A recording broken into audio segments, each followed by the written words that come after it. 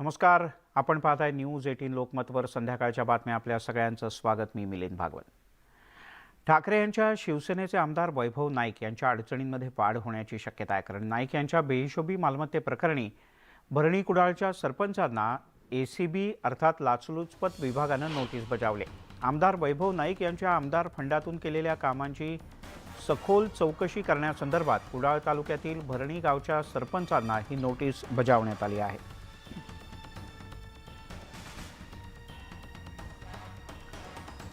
आणि याच संदर्भात आपण अधिक जाणून घेऊयात. विशाल रेवडेकर आपले प्रतिनिधी आपल्यासोबत आहेत. विशाल, याबद्दल अधिक काय माहिती आहे?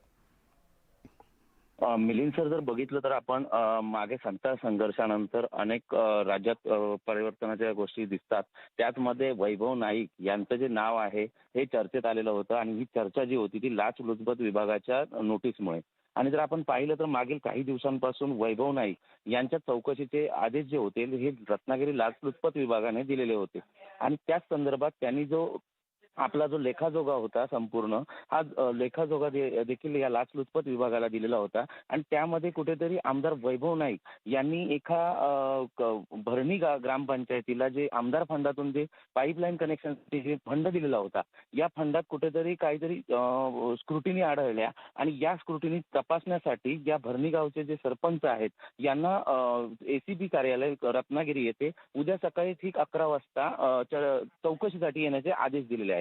सर, विशाल, तुर्तास धन्यवाद.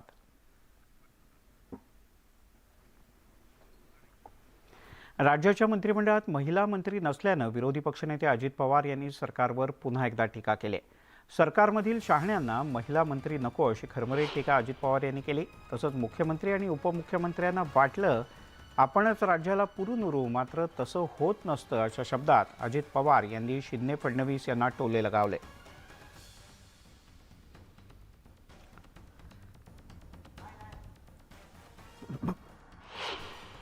आजच्या सरकारमध्ये काय 50% महिला भगिनी तुम्ही आहेत.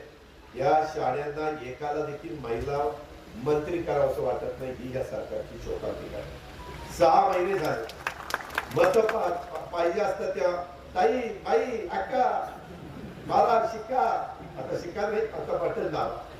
तेव्हा कसं ताई माई अक्का कळतंय. आणि आता 6 महिने तुम्हाला महिला मिळत नाही. तिथं कर्तव्यावर महिला नाही आहेत. पहिले तर हे दोघच मुख्यमंत्री उपमुख्यमंत्री झाले, एकाला घेतलं. त्यांना वाटलं आपण दोघच त्याच्या राज्याला पुरून उडू. परंतु कुणी एकटं दोघटं पुरून उरत नाही बाबांनो. जेवढी जास्तीत जास्त संख्या असते तेवढं चांगल्या प्रकारे काम करता येतं. अनेक जाती धर्माच्या लोकांना त्याच्यामध्ये सामावून घेता येतं. ही आपली संस्कृती आहे.